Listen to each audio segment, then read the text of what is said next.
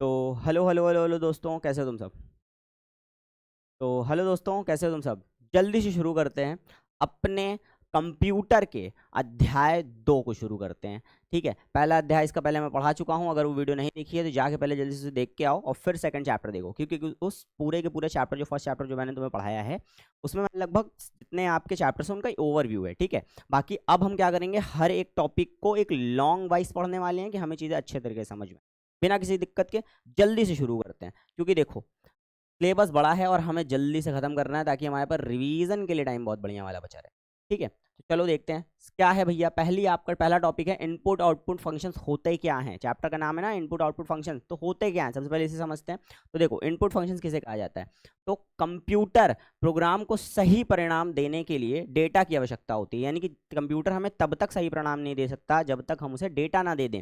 ठीक है, और यूजर द्वारा कीबोर्ड या किसी अन्य डिवाइस से डेटा स्वीकार करने वाले फंक्शन को ही इनपुट फंक्शंस बोलते हैं। नहीं समझ में आया होगा, सिंपल भाषा में समझो। इनपुट फंक्शंस वो फंक्शंस होते हैं जिनके द्वारा कंप्यूटर यूजर से डेटा लेता है। ठीक है, डेटा क्या कर रहा है, ग्रहण कर रहा है, तो हम उसे क्या बोलेंगे, इनपुट फंक्शंस बोलेंगे। एग्जांपल देख लीजिए, स्कैनफ, गेट चार और गेट्स। ठीक है, आउटपुट फंक्शन इसी का ठीक उल्टा। अब देखो डेटा मिल गया, डेटे पे क्या होगी, प्रोसेसिंग होगी। क्या होगी, प्रोसेसिंग। प्रोसेसिंग तो वैसे प्रोसेसर का काम होता है, सीपीयू का काम होता है, पर हमारा काम क्या है यहाँ पे है, आउटपुट फंक्शंस को पढ़ना। तो देखो प्रोग्राम द्वारा प्रोसेस किए गए परिणामों को स्क्रीन मॉनिटर या प्रिंटर द्वारा प्रदर्शित करना ही आउटपुट फंक्शन कहलाता है। यानी कि क्या किया, यूजर ने कोई डेटा दिया, उस डेटा पे प्रोसेसिंग करी, प्रोसेसिंग करके जो हमें आंसर्स दिखाएंगे वो आउटपुट फंक्शंस के द्वारा दिखाए जाएंगे। ठीक है, सिंपल सा। चलो आगे बढ़ते हैं, आई होप चीजें समझ में आई होंगी तुम्हें। देखो आगे क्या है, अब इनपुट आउटपुट फंक्शंस हम बात करते हैं आपके लाइब्रेरी फंक्शंस की। ठीक है, क्या होते हैं लाइब्रेरी फंक्शन, देखो सी भाषा में अनेक पूर्व परिभाषित मतलब पहले से लिखे हुए, ठीक है, फंक्शंस बने होते हैं जिन्हें हम क्या कहते हैं, लाइब्रेरी फंक्शंस बोलते हैं। यानी कि वो सारे फंक्शंस जो पहले से सी भाषा में लिखे हुए हैं वो सारे क्या कहलाएंगे, आपके लाइब्रेरी फंक्शन कहलाएंगे। ठीक है, इन फंक्शंस का उपयोग करने के लिए एक हेडर फाइल का यूज किया जाता है। क्या किया जाता है, हेडर फाइल का। अब हेडर फाइल कैसे हो सकती है, तो उदाहरण देखो, इनपुट आउटपुट फंक्शंस के लिए देखें तो हैशटैग इंक्लूड का यूज किया जाता है। किसका किया जाता है, हैशटैग इंक्लूड का यूज सी भाषा के अंदर किया जाता है। यह प्रोग्रामर के समय की बचत करता है। यानी कि अगर प्रोग्राम पहले से बने हुए हैं, फंक्शंस पहले से हैं आपके, तो हमें नए फंक्शंस बनाने की जरूरत नहीं है, हम डायरेक्ट उसे रन करा सकते हैं। ठीक है, तो टाइम बचेगा ही बचेगा। अब जरा यहाँ पे देखो, देखो आपके सी भाषा के अंदर स्कैनफ और प्रिंटफ। स्कैन का मतलब क्या हुआ कि डेटा इनपुट किया जा रहा है, प्रिंट का मतलब डेटा मांगा जा रहा है प्रोसेसिंग करके। एफ आपके फाइल को डिनोट कर रहा है, ब्रैकेट के अंदर वो चीजें आएंगी जो चीजें हमें चाहिए। ठीक है, यहाँ पे आगे बढ़ते हैं, देखो क्या है अगली टॉपिक क्या है। तो भैया अगला टॉपिक है हमारा कि हमने जो अभी अभी पढ़ा है लाइब्रेरी फंक्शन, इन लाइब्रेरी फंक्शंस में बांटा गया है, इनको क्या किया गया है, लाइब्रेरी फंक्शंस को बांटा गया है। किन भागों में बांटा गया है, देखो सबसे पहला है console input output, disk input output और पोर्ट इनपुट आउटपुट। बहुत ज्यादा सिंपल है, कोई ज्यादा दिमाग नहीं लगाना है। सबसे पहले समझो कंसोल इनपुट आउटपुट, यह फंक्शन मानक इनपुट डिवाइस से कीबोर्ड से डेटा लेते हैं और मानक इनपुट डिवाइस पर ही मॉनिटर पर स्क्रीन पर क्या करते हैं, आउटपुट प्रदर्शित करते हैं। यानी कि मानक मानक डिवाइसेस का यहाँ पे यूज होगा। अगर आपके कंसोल इनपुट आउटपुट का यूज हो रहा है तो मानक से ही डेटा लिया जाएगा और मानक से ही इनपुट डेटा दिया जाएगा। सिंपल सी बात है, कीबोर्ड से हम ज्यादातर यूज करके इनपुट करते हैं डेटा को, और मॉनिटर के द्वारा क्या होता है, हमें दिखाया जाता है डेटा। अगला बात करते हैं डिस्क की। जैसे ही डिस्क इनपुट आउटपुट का यूज होगा, एक चीज हमेशा दिमाग में रख लेना, जैसे ही डिस्क इनपुट आउटपुट की बात आएगी तो आपकी फर्स्ट यानी कि जो फर्स्ट मेमोरी है उसका यूज होना बंद हो चुका है। अब कहाँ चला गया, वो सेकेंडरी मेमोरी पे चला गया है। डेटा कहाँ प्रोसेस हो रहा है, सेकेंडरी मेमोरी पर हो रहा है, इस चीज को याद रखना। तो यह फंक्शन सेकेंडरी मेमोरी से डेटा पढ़ने व उसमें डेटा लिखने के लिए काम आता है। क्या होता है, उसमें डेटा लिखने के लिए काम आता है। अगला देखो पोर्ट। पोर्ट के नाम से ही समझ में आ रहा है, यहाँ पे देखो केबल बनी हुई है। पोर्ट का मतलब होता है एक से किसी दूसरे में भेज देना। देखो मेन हमारा मानक क्या है, मानक हमारा कंप्यूटर है, हमारी स्क्रीन है, पर डेटा स्क्रीन पर ना आकर क्या करेगा, किसी दूसरे जॉइंट हार्डवेयर सिस्टम पे आएगा। अब उस हार्डवेयर से हम डेटा ले भी सकते हैं और उसे दे भी सकते हैं। इसका सबसे अच्छा एग्जांपल, आपके जब आप फोटो कॉपी करवाने जाते हो क्या करते हो, भैया आपने एक अपना डॉक्यूमेंट पकड़ाया, डॉक्यूमेंट को क्या किया, प्रिंटर पे रखा, स्कैन किया, स्कैन करके वहीं से आपको फोटो कॉपी निकाल के दे दी। आपने डेटा इनपुट भी किया, आउटपुट भी मिल गया, लेकिन कहीं भी कीबोर्ड या मॉनिटर का कोई यूज नहीं हुआ। बस यही सेम चीज यहाँ पे है।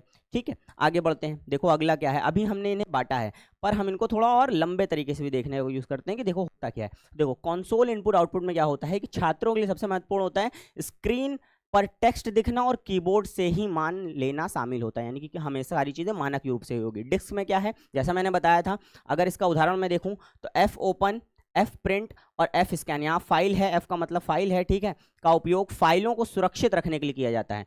पोर्ट की बात करो, जैसे मैंने बताया था किसी दूसरे पे, तो इनपुट टैब, आउटपुट टैब की उपयोग बाहरी डिवाइसेस के संचार के लिए किया जाता है। बाहरी डिवाइसेस, यहाँ पे मॉनिटर और कीबोर्ड नहीं है, क्योंकि वो मानक है। मानक छोड़कर जो चीजें हैं उन्हें हम बाहरी बोलेंगे, ठीक है। आगे बढ़ते हैं, देखो आगे क्या है, इनपुट आउटपुट स्टेटमेंट्स की बात करते हैं। देखो इनपुट आउटपुट स्टेटमेंट में क्या है, देखो कंसोल स्टेटमेंट की अगर मैं बात करूं, तो आपका जो कंसोल स्टेटमेंट है,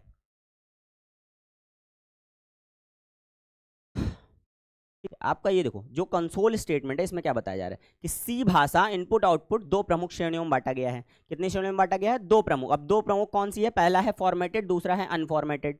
फॉर्मेटेड और अनफॉर्मेटेड होता क्या है, देखो फॉर्मेटेड इनपुट आउटपुट वो होता है जहां पे तुम्हें चीजें स्टेप बाय स्टेप बिल्कुल फॉर्मेट में मिलेंगी, सजी हुई अलमारी की तरह मिलेंगी।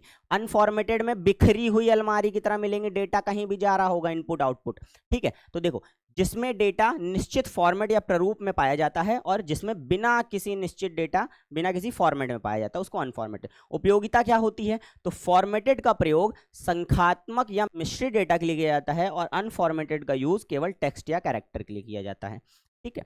आगे बढ़ते हैं, देखो अभी तक तो हमने जाना कि फॉर्मेटेड, अब देखो हमने फॉर्मेटेड और इनफॉर्मेटेड को बहुत ही छोटे तरीके से पढ़ा है, अब हमसे थोड़ा सा लंबा पढ़ने की कोशिश करते हैं। क्या पढ़ेंगे भैया, तो देखो सबसे पहले आता है फॉर्मेटेड इनपुट आउटपुट। अभी हम फॉर्मेटेड की बात कर रहे हैं, इनफॉर्मेटेड की बात नहीं कर रहे हैं, इस चीज़ को दिमाग में रखना। देखो यूजर से कीबोर्ड द्वारा फॉर्मेटेड इनपुट लेने के लिए इसका प्रयोग होता है। इसमें फॉर्मेटेड स्पेसिफायर का यूज होता है। क्या होता है, फॉर्मेटेड स्पेसिफायर। सबसे पहले फॉर्मेटेड इनपुट आउटपुट में आपका स्कैनफ और प्रिंटफ है, ठीक है, डिवाइसेस हैं। इसमें देखिए सबसे पहले फंक्शन कौन सा है, स्कैनफ। जैसे मैंने बताया था स्कैन का मतलब होता है डेटा इनपुट करना, तो वही यहाँ पे बता रहा है कि किसी फॉर्मेटेड स्पेसिफायर के द्वारा क्या होता है, डेटा को प्रयोग में लाया जाता है। यहाँ पे स्टैटिक्स क्या हो सकते हैं, स्कैनफ परसेंटेज डी, ठीक है। आपका जो परसेंटेज डी है वो डिजिट के लिए यूज हो रहा है। किस चीज़ के लिए यूज हो रहा है, डिजिट के लिए यूज हो रहा है। परसेंटेज डी क्या हो रहा है, डिजिट के लिए यूज हो रहा है। यहाँ पे एक वेरिएबल भी लगाया गया है। फॉर्मेटेड स्पेसिफायर देखो, टी पूर्णांक है, एक डिजिट है, ठीक है। एफ जो है वो आपका दशमलव के लिए है और परसेंटेज सी जो है वो आपका वर्ण के लिए, यानी कि कैरेक्टर्स के लिए है। बात करते हैं प्रिंट एफ की। देखो स्क्रीन पर आउटपुट को इच्छित फॉर्मेटेड या प्रिंट के रूप में प्रयोग लाया जाता है। स्टैटिक्स क्या होते हैं इनके, तो इनका प्रिंटफ में उत्तर या वेरिएबल्स के साथ दिया जाता है, या स्ट्रिंग वेरिएबल के मान तथा स्केप सीक्वेंस के लिए भी यूज किए जाते हैं, यानी कि अगर आप लूप में इसका प्रयोग करना चाहें तो कर सकते हैं। आगे बढ़ते हैं, देखिए आगे क्या है। अब हम अनफॉर्मेटेड की बात करते हैं। तो अनफॉर्मेटेड में क्या है भैया, unformatted input output function.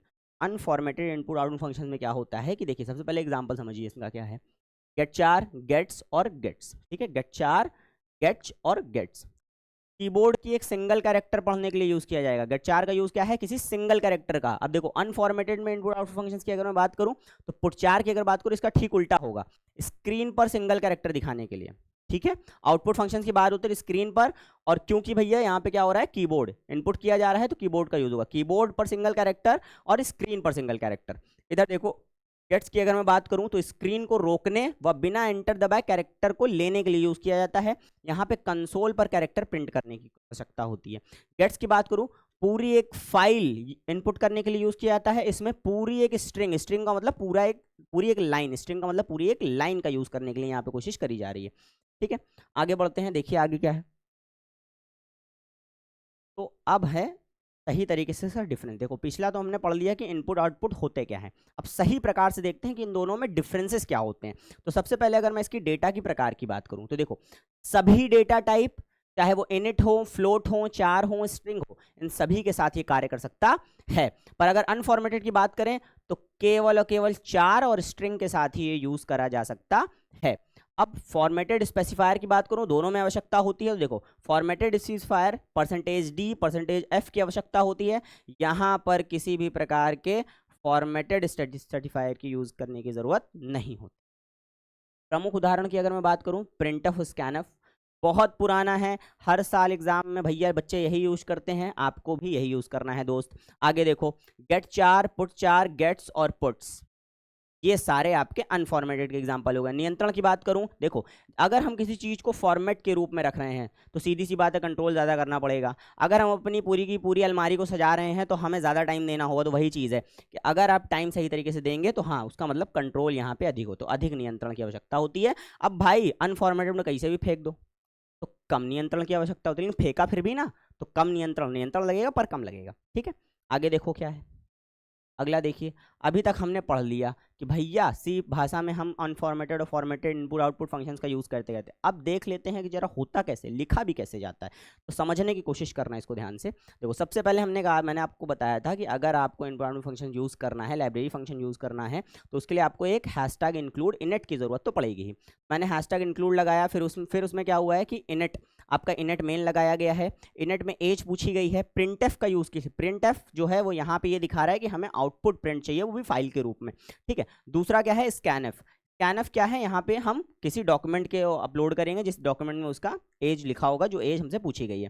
Printf में आपकी आयु बतानी है यहाँ पे, और फिर क्या हुआ है, रिटर्न 0 दिखा गया है, यानी कभी भी जो आयु होगी वो 0 पे नहीं बतानी है। यानी कि हमने एक सिग्नल दे दिया कि भैया ना ही आप हमें 0 में बताएंगे, मैं आपको एक डॉक्यूमेंट भेज रहा हूँ, उस डॉक्यूमेंट से आपको हमें एज प्रिंटएफ करके दिखाना है।